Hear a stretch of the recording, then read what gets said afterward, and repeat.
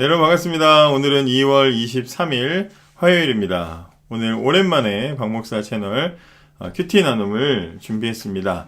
오늘도 박목사 채널에 방문해 주셔서 감사합니다. 여러분들에게 유익한 채널이 되도록 열심히 노력을 하겠습니다. 또 많이 구독해 주시고 많이 또 봐주셔야 돼요. 구독자는 많으신데 보시는 그 숫자는 절반이 안 되더라고요. 그래서 좀 많이 봐주시고 공유해 주시고 또 격려해 주시면 감사하겠습니다. 그러면 오늘은 보니까 이제 누가복음이 그 사이에 다 끝났어요. 그리고 또 이건 다음에 기회 되면 또 다른 복음서랑 함께 같이 나눌 수 있으니까 오늘은 시편이더라고요. 그래서 오늘 시편 말씀, 시편 45편 말씀이죠. 그래서 45편 말씀을 함께 같이 나누어 보도록 하겠습니다. 오늘 묵상은 쉬운 성경이 아니고 그냥 한글 성경을 했습니다. 이 시는요, 이게 왕의 혼인잔치 때 불려진 노래입니다. 그래서 혼인잔치의 어떤 그런 모습이 이제 묘사되어 있는데요.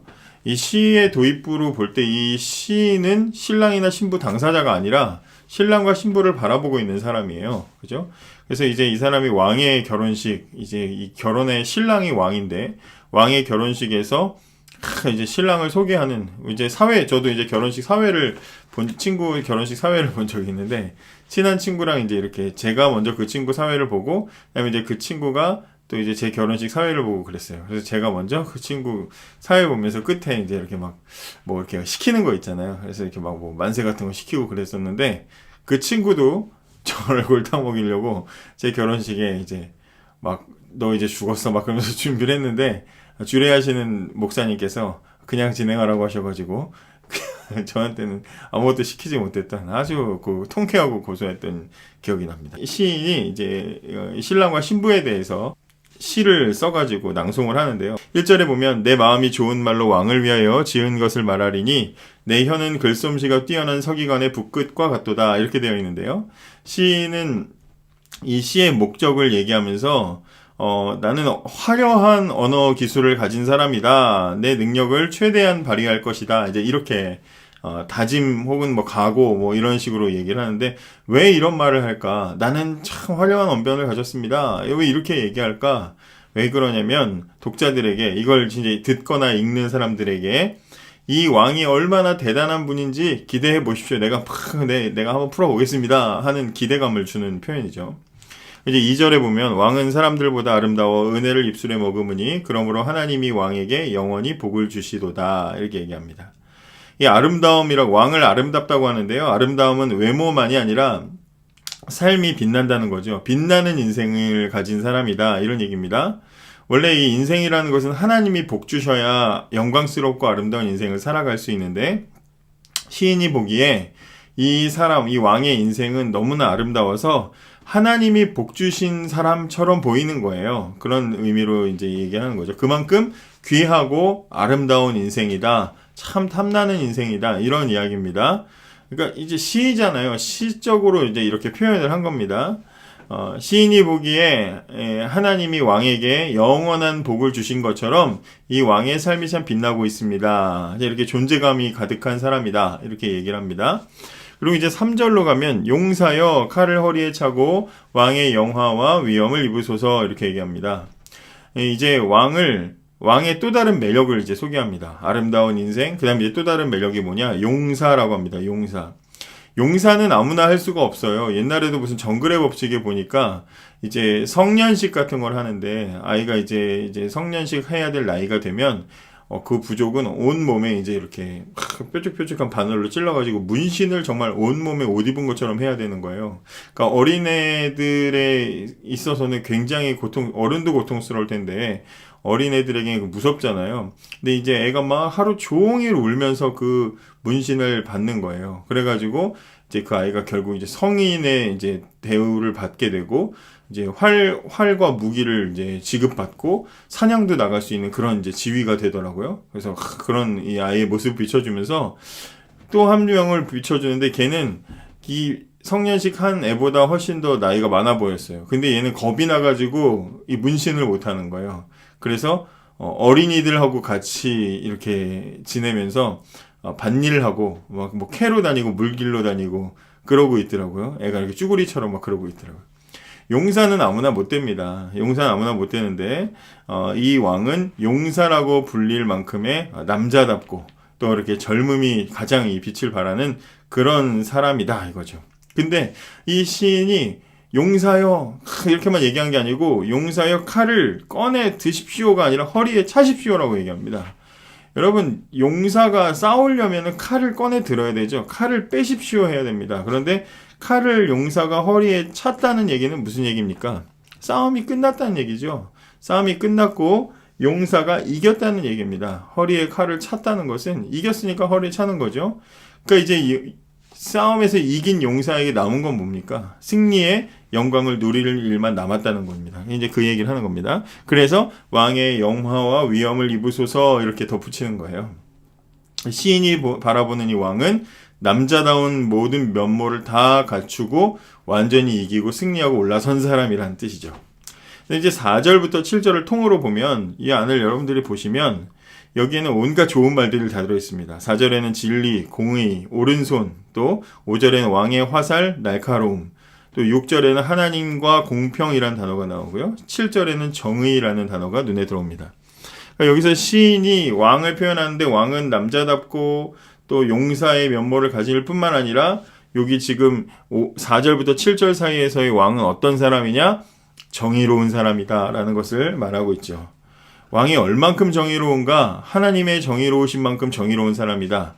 절대로 불법, 꼼수 이런 걸로 자리 지키는 사람이 아니다. 이제 이렇게 얘기하는 겁니다. 그래서 왕이 자기의 위엄을 세우는 동안 언제나 진리와 온유와 공평을 가지고 왕은 그렇게 일했다. 오른손으로 상징되는 바른 것을 통해서 왕은 그 영광의 자리에 섰다라고 이제 그렇게 이야기를 합니다. 이렇게 왕이 정의로우면 누가 싫어합니까? 불의한 세력들, 악의 무리들이 왕을 싫어하겠죠. 그들이 볼 때 왕은 어떤 사람이냐? 날카로운 화살과 같은 그렇게 느껴지는 사람이죠. 그래서 단숨에 악인들과 적들의 염통을 뚫어 직사시킬 수 있을 정도로 정의로운 왕이 지금 오늘 이 신랑이다. 이제 이렇게 얘기합니다. 그래서 아무도 이 범접할 수 없는 그런 이제 이 정의로움을 가진 왕이었기 때문에 하나님께서는 그를 보시고 즐거움의 기름을 왕에게 부어주셨고 그 결과로 누구도 따를 수 없을 만큼의 높은 뛰어난 탁월한 존재가 되었다. 그게 저 신랑이다 하면서 진짜 띄워줄 수 있는 모든 걸로 띄워줍니다. 8절에 보면 왕의 모든 옷은 모략과 침향과 육개의 향기가 있으며 상하궁에서 나오는 현악은 왕을 즐겁게 하도다. 야, 이건 뭐 단어 하나하나마다 정말 럭셔리한 단어가 다 들어가 있는데요. 하나님으로부터 축복을 받은 왕은 그 삶이 풍요로웠습니다. 그래서 이 풍요로움은 뭘로 상징됩니까? 옷으로 상징되죠. 옷을 딱 보면 벌써 때깔이 좋은데 좋은 옷 입었는데 하면 벌써 알아보는 거잖아요. 저같이 뭐 패션 무식자나 이런 사람들이야 뭐 잘 모르겠지만 옷 아는 사람들은 딱 보면 뭐 알잖아요. 저 사람 저 옷은 어느 정도 가치가 있구나 안단 말이죠. 이 왕이 지금 부요함의 상징으로 지금 옷을 입었는데 옷이 좋은 옷일 뿐만 아니라 모략과 침향과 육개의 향기가 난다. 그러니까 이게 뭔지 몰라도 굉장히 고급 스멜, 부자 스멜이 나는 거예요. 막 무슨 향수 뭐 샤넬 막 이런 거 뿌렸나 봐. 제가 아는 게 샤넬밖에 없어서. 그런 게 그냥 향도 달라. 이 사람. 우리 부잣집은 향이 다른 거 아시죠? 부잣집은 옷태가 다르고 옷의 쫀쫀함이 다르잖아요. 옷의 향이 달라요. 집의 향이 다르고 부자차는 차의 향이 냄새가 다릅니다. 그런 얘기를 하는 거예요. 완전히 이 사람은 럭셔리한 사람이다. 다른 사람이다. 고급스러운 옷들에서 향기가 날 정도로 이 왕의 삶은 축복을 받았고 또 왕궁이 상아로 지어졌대요. 상아 코끼리 이빨이잖아요. 진귀한 보물 아닙니까? 근데 그걸로 지은 성이라고 하면 뭐 말할 것도 없겠죠. 그러니까 고급 재료로 지은 럭셔리하고 호화로운 집에서 살고 있습니다. 그런 데서 음악이 또 흘러나와요. 교양이 넘칩니다. 왕이 하나님을 즐겁게 하니까 하나님도 이 왕을 즐겁게 하시는 거예요. 그렇게 복받은 인생을 살았습니다. 여러분 부족한 게 없는 사람입니다. 이 신랑은 부족한 게 없는 사람이에요. 지금 대단한 사람입니다. 지금으로 치면요 남자 중에 남자고 능력자고 훈남이고 매력남이고 막 그런 사람인 거예요. 거기에다가 물질 뭐 명예 이것도 지금 최상이고 집안 자체도 최상이에요. 거기다가 하나님이 사랑하고 인정도 받는 정말 없는 사람 이런 사람 없어. 이 대단한 사람인 거예요. 대단한 사람. 그러니까 우리 지금 이 큐티 하시는 자매님들도 시집 안 가신 자매님들도 이런 형제 만나서 결혼하시기를 정말 축복합니다. 그렇게 기도하시고 그렇게 꿈꾸세요. 꿈꾸시면 하나님이 또 이런 짝 만나게 해주시지 않겠습니까? 어쨌든 그렇게 그건 알아서 하시고요. 어쨌든 그렇게 정말 멋있는 최고의 신랑감이다. 이런 거예요. 이렇게 최고의 찬사를 아끼지 않았던 시인은 이제 이런 대단한 왕과 신랑과 결혼하는 신부를 소개를 합니다. 자, 그럼 이제 신부는 어떠냐? 9절입니다. 왕이 가까이 하는 여인들 중에는 왕들의 딸이 있으며 왕후는 오빌의 금으로 꾸미고 왕의 오른쪽에 서도다. 여기 왕후는 왕의 엄마를 얘기하는 게 아니라요. 이제 곧 왕과 결혼해서 왕후가 될 여자를 이제 신부를 얘기하는 겁니다. 이 신부는 지금 오빌의 금으로 꾸몄습니다. 금 중에 금이라고 하죠. 오빌의 금, 가장 가치가 높은 금으로 꾸몄고요. 또 왕의 오른쪽에 섰다는 말은 왕의 권위와 같은 영광을 함께 누린다는 거예요. 예수님께서 하늘 하나님 보좌 우편 앉으신다는 얘기가 하나님이 딱 가운데 앉아 계시는데 옆에 이렇게 쭈그리고 앉아 계신다는 게 아니라 하나님과 동일한 권세와 영광을 함께 누린다는 의미가 있는 거잖아요. 이게 지금 시니까 신부가 왕의 오른쪽에 있다라는 얘기는 왕의 권위와 영광을 함께 누린다는 거죠. 네, 물론 요즘 이제 자매님들은 신랑을 잘 만나서 신랑이 후광으로 잘 사는 것을 이제 그렇게 좋아하지 않으시죠. 물론 그렇습니다. 사회적인 어떤 그 분위기가 많이 바뀌었어요.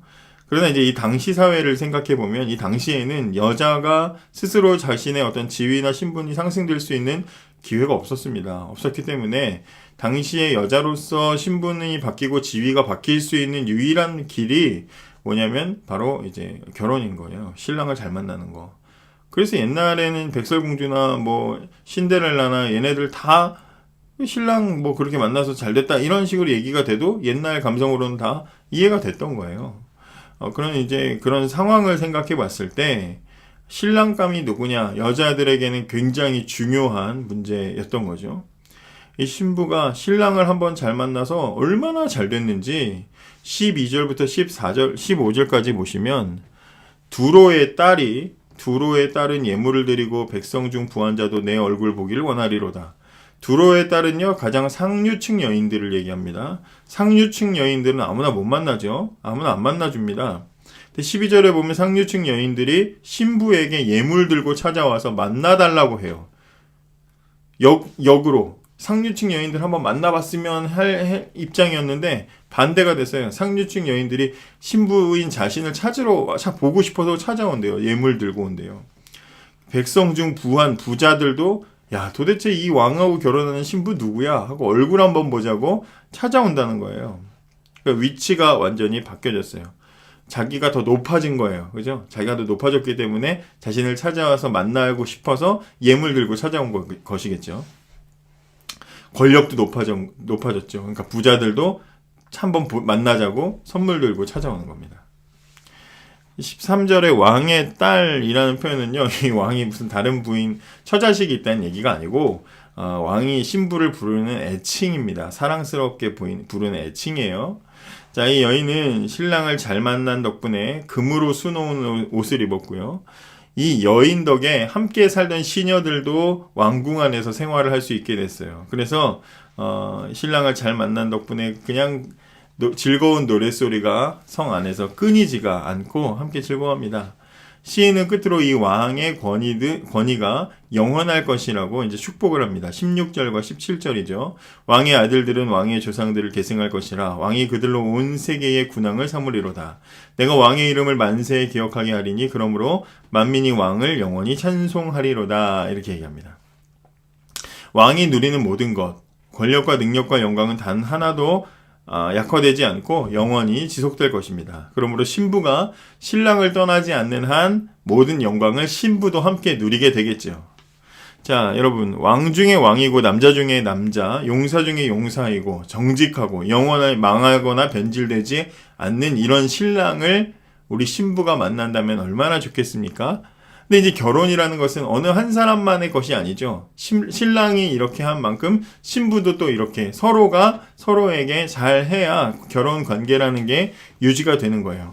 신랑 쪽에서는 다 제공이 됐고 영원히 무너지지 않습니다. 물론 충분히 서로 사랑하고 있고요. 자, 그럼 이제 신부는 어떻게 해야 될까요? 받고 누리고 함께 같이 지위가 상승하는 것만이 아니라 신부도 역시 결혼 관계를 지속하기 위해서 노력할 필요가 있죠. 어떤 노력이 되어야 됩니까? 결혼 관계 속에서 신부에게 요구되는 게 뭐예요? 단 하나죠. 신랑에게 지속적으로 사랑받아야 됩니다. 그죠? 신부는 신랑에게 지속적으로 사랑받아야 됩니다. 그래서 시인은 신부에게 네가 신랑의 사랑을 계속해서 꾸준히 받으면서 아름답게 이 결혼 관계를 유지해 나갈 수 있는 방법을 알려주마 하고 10절과 11절을 말한 거예요. 보시면 딸이여 듣고 보고 귀를 기울일지어다. 중요한 얘기죠. 내 백성과 내 아버지의 집을 잊어버릴지어다. 그리하면 왕이 네 아름다움을 사모하실지라. 그는 내 주인이시니 너는 그를 경배할지어다. 이렇게 얘기합니다. 쉬운 성경에도 여기 나와 있습니다. 따님이여 내 말에 귀를 기울여 보시오. 당신의 민족과 당신의 아버지 집은 다 잊어버리시오. 왕께서 당신의 아름다움에 흐뭇해 하시니 그분을 공경하시오. 왜냐하면 그분은 당신의 주인이시기 때문이요. 여기서 이제 주인이다 이 말은 이제 종으로 들어갔다는 얘기는 아닙니다. 우리 자매님들 너무 기분 나쁘게 생각하지 마세요. 표현이 그렇고 이 당시에 용어가 그렇다는 겁니다. 어쨌든 그 요즘 결혼은 사실 뭐 신부가 종도 아니에요. 그리고 솔직히 여기까지만 얘기할게요. 그래 시인은 신부에게 아버지의 집을 잊어버리세요. 그러면 신부가 당신 아버지의 집을 잊어버리면 신랑인 왕은 그것만으로 아내인 당신을 영원히 사랑할 것입니다. 이제 이렇게 얘기합니다. 여기서 이제 아버지의 집이라는 건 뭐예요? 친정집이죠. 친정집. 당신 친정집을 잊으세요. 이렇게 얘기하는 거예요. 자기가 자라왔던 집이죠. 친정집.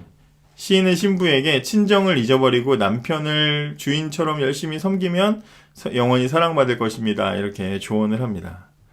이 말이 앞으로 친정집 절대로 가지도 마. 친정 아빠, 친정 엄마, 생각도 하지 마. 그런 얘기가 아닙니다. 절대 그런 얘기 아니에요. 시인의 말은 신부가 신랑에게 이 정도로 마음이 쏟아져야 된다. 이제 이런 뜻입니다. 이게 이제 시예요, 시. 그러니까 법률적인 그런 법적으로 종이 되라 그런 거 아니고 절대 몇 번 이상 신정집을 생각하지 마라 그런 거 아니고요. 시적으로 지금 말하는 겁니다. 그러니까 남편에 대해서 신부가 남편에 대해서 경배할 정도로 주인으로 삼을 정도로 마음이 거기에 확 쏟아져 있어야 이 결혼 아름답게 유지된다는 말을 하는 겁니다. 부당한 얘기가 아니에요. 신랑과 시인이 이렇게 요구하고 이것을 결혼식에서 낭송했을 만큼 이건 되게 지금 진지한 겁니다. 이렇게 이해하시면 됩니다. 결혼식 가면요. 결혼식 많이 갔잖아요. 결혼식 가면은 서약을 하고 나면 신랑 신부가 양가 부모님께 인사하는 부분 있죠. 여러분들도 많이 보셨죠. 그럼 먼저 이제 어디 먼저 하더라? 양가 부모님한테 먼저 해요. 저도 오래돼가지고 잊어버렸어요. 신부는 꼭 자기 어머니하고 아버지하고 이렇게 한테 인사할 때 신부들은 보통 어때요? 웬만한 신부 아니면 다 웁니다. 그죠? 다 울어요. 제 아내도 막 울었어요. 엄청 울었어요.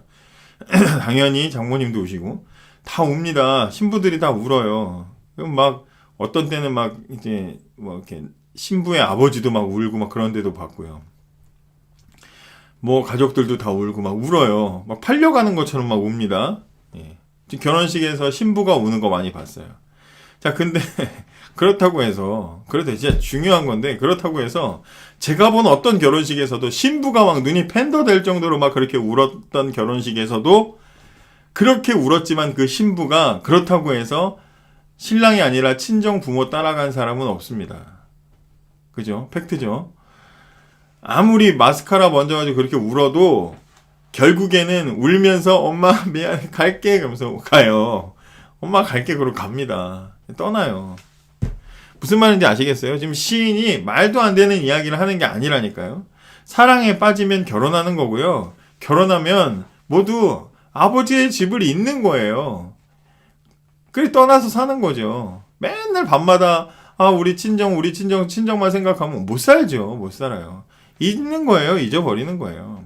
이전에 의지했던 거 잊고 이제 새로운 이제 남편과 함께 새로운 가정에서 사는 거예요. 신부는 신랑을 만나면 그때부터는 아버지의 집, 자라왔던 곳에서부터 벗어나야 그때부터 새로운 삶이 시작이 되는 겁니다. 결혼하고 나서도 계속해서 신랑하고 떨어져서 나 오늘도 친정집 가서 잘게, 내일도 거기서 잘게, 밥 알아서 먹어. 그럼 그건 결혼 아니죠. 그러면 사랑받을 자격도 없고 그 관계는 안 되는 거예요. 마찬가지로 오늘 신부에게 아버지 집을 잊어버리라는 요청과 신랑을 경배해라 이 말은 이제 신부는 신랑을 위해서라면 다른 게 보이지 않을 정도로 사랑해야 됩니다. 이제 이런 뜻이에요. 이런 뜻. 신랑 외에 다른 게 보이지 않는 신부여야 결혼하고 사랑받을 자격이 있다라는 말이죠. 그런 뜻으로 우리가 이해하셔야 되는 겁니다. 여러분, 이 시가 뭘 말하는 겁니까? 이 완벽한 신랑 누구예요? 완벽한 신랑 예수 그리스도입니다. 예수님 왕 중에 왕이시고 용사 중에 용사고 남자 중에 남자죠. 예수님의 통치는 영원하고 능력도 제한이 없습니다. 여러분, 이 시가 뭘 말하는 겁니까? 완벽한 신랑이 누구예요? 바로 예수 그리스도입니다. 예수님 왕 중에 왕이시고 용사 중에 용사이시고 예수님의 통치는 영원하고 능력도 제한이 없습니다. 예수님은 온 우주에서 가장 정의롭고 선하신 분이시죠. 누구보다도 신부를 사랑할 준비와 그 사랑을 지켜낼 능력을 갖춘 분이 바로 예수님, 신랑이신 예수님. 그럼 신부는 누굽니까? 우리들입니다. 우리들. 이런 신랑과 결혼하는 신부는 우리들이에요. 그래서 오늘 이 시가 우리에게 질문하고 있는 거예요. 당신은 예수를 신랑으로 만든 당신은 아버지의 집, 즉 신랑이신 예수님을 만나기 전에 의지했던 모든 지난 것들을 잊어버렸는가? 라고 묻는 것입니다. 여러분, 완벽한 신랑 앞에서 아버지의 집을 잊어버린 신부처럼 사랑하고 있습니까? 여러분은 신부가 맞습니까? 여러분 눈앞에 세상에 가장 완벽한 신랑이 서 있는데 그 신랑을 위해서 모든 과거의 것들을 다 버리고 그 신랑을 향해서 달려갈 준비가 되어 있냐라고 묻고 있는 겁니다. 신랑의 그 사랑을 지속적으로 받을 자격이 충분히 있느냐라고 우리에게 묻고 있는 거죠. 결혼한 신부가 이제 지금 결혼을 했는데 결혼한 신부가 신랑 외에 다른 사람들에게도 매력적으로 보이고 싶어하고 점점 다른 사람들을 향한 마음들이 커져서 신랑 외에 다른 남자들에게도 사랑받기를 원한다. 그거 뭐라 그래요? 불륜이라고 하죠. 여러분 혹시 예수라는 신랑보다 세상의 성공이라는 남자, 물질의 번영이라는 남자, 세상이 주는 쾌락이라는 남자를 잊어버리지 못한 채 살아가는 신부들을 본 적 있습니까? 너무 많이 봤죠. 우리들도 그럴 때가 있을 수 있습니다. 지금은 그렇지 않아도 세상이 손짓만 하고 눈짓만 하면 언제든지 달려갈 준비를 하고 마음속에 딴 마음을 품고 있지는 않습니까? 오늘 시는 그 부분을 이야기하고 있는 거죠. 나는 예수 믿고 따라가야 되는 것도 알고 신자로서 이 세상에서 쾌락이나 물질만 추구하면서 살지도 않는데 그저 나는 정말 내 마음에 소박하게 세상 즐거움 조금 즐기면 안 되는가? 세상에 지금 나 정말 예수 믿고 살면서 힘들고 예수 따라가느라고 참 벅차기도 하고 그럴 때마다 소박하게 정말 세상 맛 조금 보면 안 되는가? 그것도 잘못인가? 뭐 이렇게 물어본다면 우리가 또 감성팔이에 또 약하니까 그런가 보다 할 수 있는데 이 말을 바꿔서 생각하면 이런 거죠. 결혼을 하고 신부가 남편한테 여보 내가 당신과 결혼 생활하고 참 좋고 다 행복하고 아는데 나도 당신과 결혼 생활하면 조금 힘들잖아. 그럼 나도 조금 내 삶에 소박한 즐거움이 있어야 되지 않겠어? 당신만 남자야? 다른 남자도 좀 정말 잠깐 그냥 만나보고 누가 영원히 산대? 잠깐만 만나보는 즐거움 그거 누리면 안 돼? 클럽장 가면 안 돼? 뭐 그렇게 얘기하면 어떻게 하겠어요? 이 여자가 뭐 이렇게 되는 거 아니겠습니까? 그죠? 그렇게 되는 거잖아요. 그럼 이렇게 되면 그건 결혼이 아니고 끔찍한 폭력이 되는 거죠. 여러분 신랑 대신 예수님이 앞에 계십니다. 완벽한 신랑이 계셔요. 여러분 어떻게 하시겠습니까? 전적으로 사랑하시겠습니까? 전적으로 사랑받을 준비가 되어 있습니까? 오늘 시는 우리에게 그것을 묻고 있습니다. 전적으로 내 아버지의 집을 잊어버릴 만큼 전적으로 사랑하고 아낌없이 사랑할 수 있는 그런 마음을 가진 신부된 우리들 되었으면 좋겠습니다. 오늘도 신랑 되신 주님 계셔서 너무나 좋은 하루입니다. 감사합니다.